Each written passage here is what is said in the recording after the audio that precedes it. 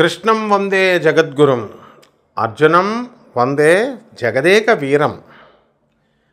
జగద్గురు అయినటువంటి శ్రీకృష్ణ పరమాత్మల వారికి, జగదేక వీరుడైనటువంటి అర్జునుల వారి పాదపద్మాలకు నమస్కారం చేస్తూ, అసలు కోటీశ్వరులు అయ్యేదానికి సంకేతాలు ఏమొస్తాయి, ఇది మనం తెలుసుకోవాల్సినటువంటి వీడియో. నేను మీ ప్రొఫెసర్ డాక్టర్ ముల్లపూడి సత్యనారాయణమూర్తిని చెప్తున్నాను. ఇందులో కోటీశ్వరుడు అవ్వాలని ప్రతి ఒక్కళ్ళు కలగంటారు, కష్టపడతారు. అయినా సరే పనులు కొంతమందికి అవుతూ ఉంటాయి, కొంతమందికి డిలే అవుతూ ఉంటాయి. ఈజీ అర్నింగ్ మనీ కొంతమందికి వచ్చేస్తాయి, వెళ్ళిపోతుంది అనమాట. ఇంకా గ్రాఫ్ ఎలాగ వెళ్ళిపోద్ది అంటే ఏ సుబ్రహ్మరెడ్డి గారిలాగా, లేకపోతే అంబానీ గారిలాగో, లేకపోతే రామోజీరావు గారిలాగో బండి వెళ్ళిపోవాలని ఉంటుంది ప్రతి ఒక్కళ్ళకి కూడా. హార్డ్ ఎర్న్డ్ మనీ అని ఉంటుంది, చాలా కష్టపడాలి. వాళ్ళకి పాపం సుబ్రహ్మరెడ్డి గారు కానీ, మరి రామోజీరావు గారు కానీ, తర్వాత వీళ్ళెవరికి కూడా అంత ఈజీగా ఏం రాలేదు, కష్టపడ్డారు దాని వెనక. హార్డ్ ఎర్న్డ్ మనీ అంటే చాలా ఎక్కువ కష్టపడినా కూడా మనకి 100 రూపాయలే వస్తూ ఉంటుంది. ఇది ఎందువలన అంటే మనమే అలా కోరుకొని మనం పుట్టామన్నమాట. కిక్ సినిమా చూసారా? కిక్ సినిమాలో రవితేజ అంటాడు, నాకు ఏది కూడా ఫ్రీగా వద్దు, వెంటనే వద్దు, కష్టపడాలా.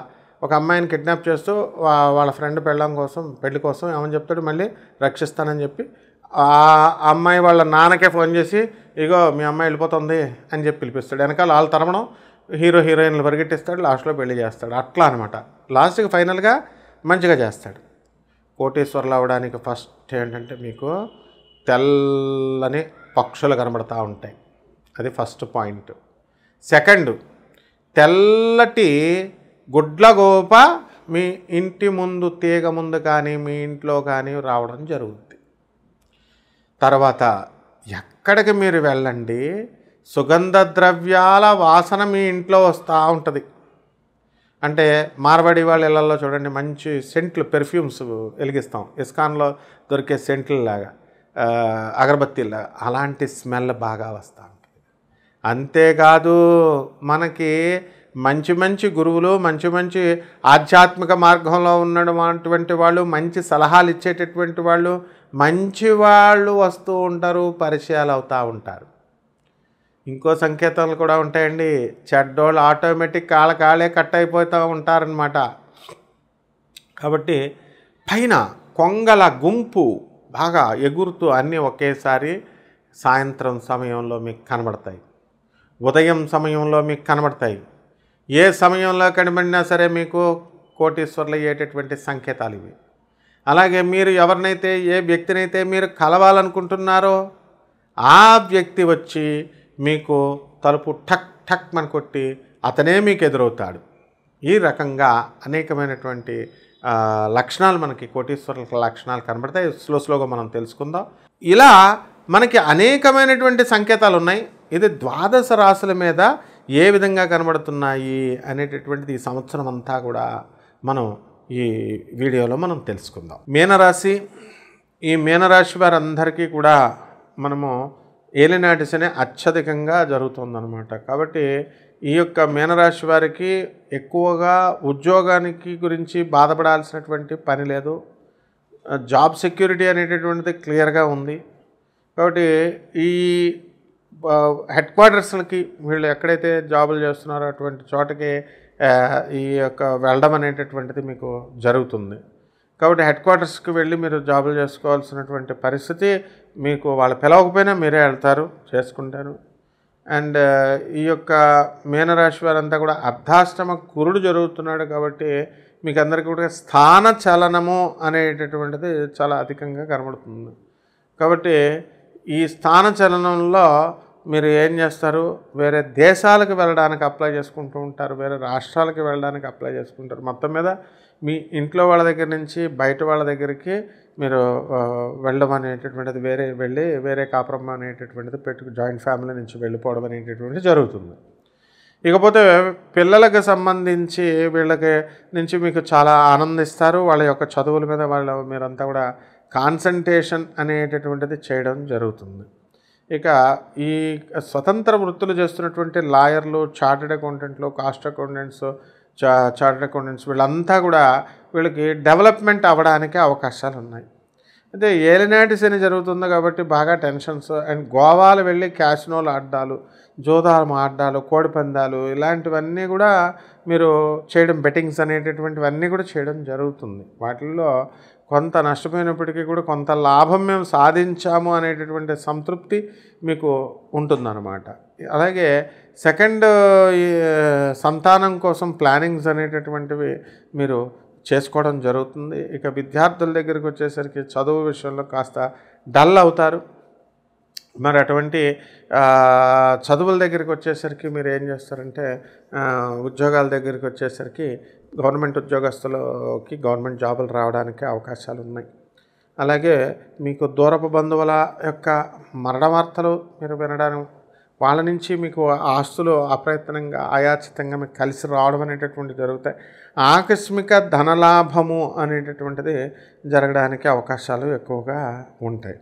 అయితే ఈ రాశి వారంతా కూడా, మీన రాశి వారు మహిళలు మరి వివాహాలు అనేటటువంటి పెళ్లి చూపులు ఇవన్నీ కూడా మీరు చేసుకోవడం జరుగుతుంది. అటువంటి వాళ్ళందరికీ కూడా వివాహాలు అవ్వడానికి అవకాశాలు చక్కగా ఎక్కువగా ఉన్నాయి. ఇక ఫెర్టిలిటీ సెంటర్స్ చుట్టూ మీరు తిరగడము, ఆర్థికంగా మీరు కాస్త డబ్బులో లాస్ అవ్వడము ఖర్చు అవ్వడము అనేటటువంటి జరుగుతుంది. అలాగే బంధుమిత్రులతో విందు వినోద కార్యక్రమాలలో వీళ్ళు పాల్గొంటారు. అండ్ సినీ సంగీత సాహిత్య రంగాలలో ఉన్నటువంటి వాళ్ళందరికీ కూడా సన్మానాలు మంచిగా జరగడం అనేటటువంటిది జరుగుతాయి.